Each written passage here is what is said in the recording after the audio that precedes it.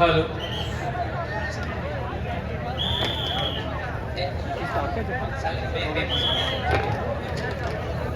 जय जोहार दोस्तों, जय जोहार। आज मानगढ़ की धरती पर पधारे हमारे भिल समाज के अलावा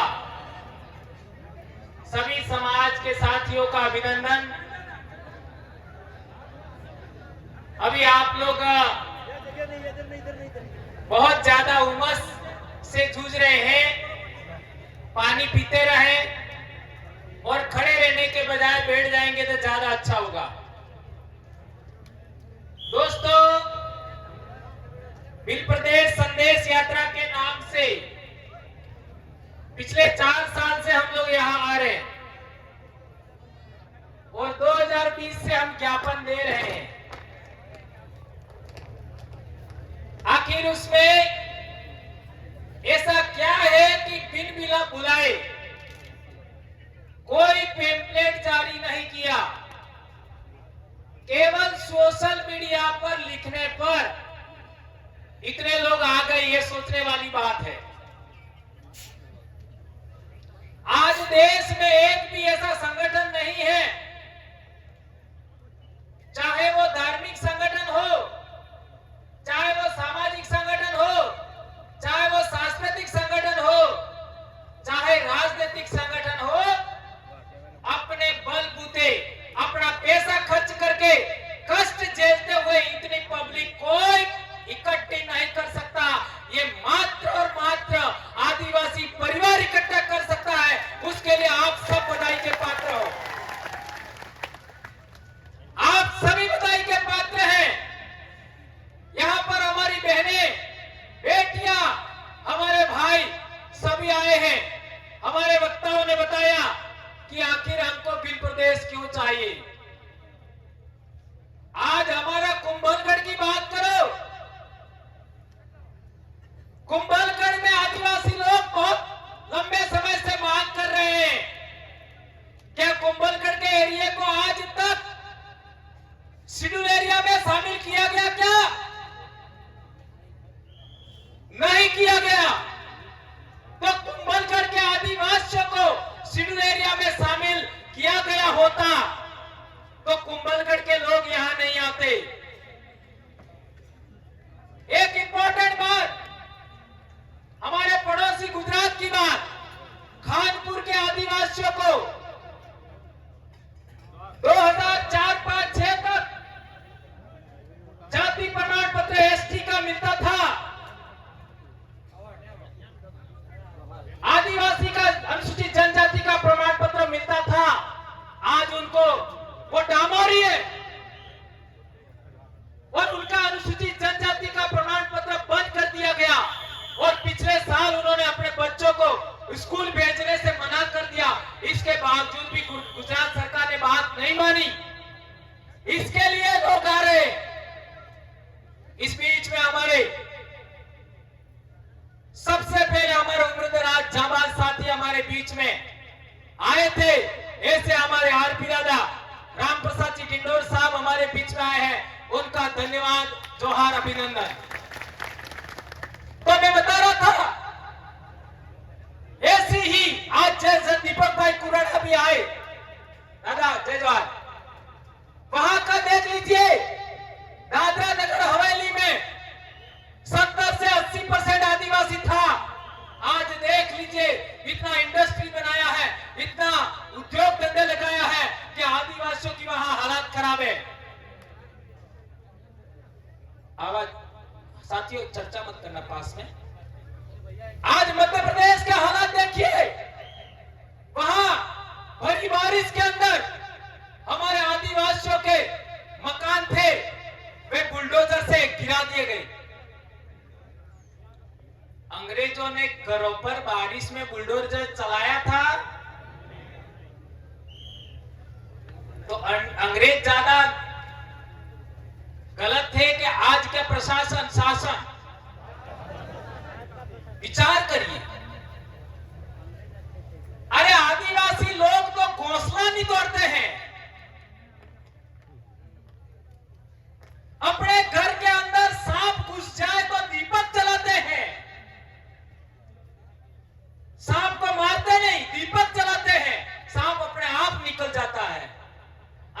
बहुत डेंजर बात, गवला गवला कौन कौन जाना है तो जाने, और वो कितना गंद मारते हैं, इसके बावजूद उनको नहीं मारते।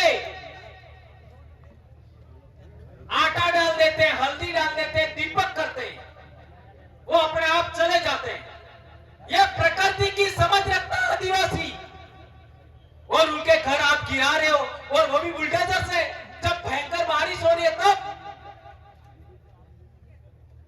अब सवाल पैदा होता है कि आदिवासी डर जाएगा ऐसा समझते हो क्या? तो ये गलतफहमी अपने दिल दिमाग से निकाल देना।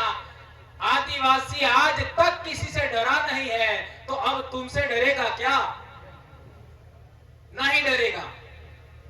अब सवाल पैदा होता है कि हम यहां क्या करना चाहते हैं, आखिर क्यों इन लोगों को यहां पर बुला रहे? तो आप लोगों ने ये ज्ञापन 150 से ज्यादा ब्लॉक में दिया, 150 से ज्यादा। आज से पहले आदिवासी संगठन ने, ये संगठन भी नहीं है बिल प्रदेश मुक्ति मोर्चा, इसका कोई अध्यक्ष नहीं है, आज तक किसी आदिवासी संगठन ने या किसी बैनर ने इतने ब्लॉक में एक ही दिन में ज्ञापन दिया था क्या? नहीं दिया था। देश आजाद होने के बाद तो आखिर इसमें ऐसा लिखा क्या है? हमने पूरे इलाके से मुद्दे मंगवाए कि आपके इलाके में क्या मुद्दे हैं, तो जो जो लोगों ने दिया वो इसके अंदर सबमिट किया गया है। तो मेरे कहने का मतलब यह है, इसके अंदर जितनी भी मांगे रखी गई है, क्या आपने इन 70-75 साल में उन मांगों को पूरा किया क्या? नहीं किया। तो इतने साल बहुत होते हैं। आज पिछले दिनों अखबार में छप के आया कि बनासकांठा के अंदर हमारे आदिवासी लोग फुटपाथ पर सो रहे हैं। हमारे आदिवासी लोग फुटपाथ पर सो रहे हैं रोजगार के लिए, अहमदाबाद या गुजरात में जाने के लिए। तो क्या आपने आदिवासियों को उनके इलाके में रोजगार की बात नहीं करना चाहिए था?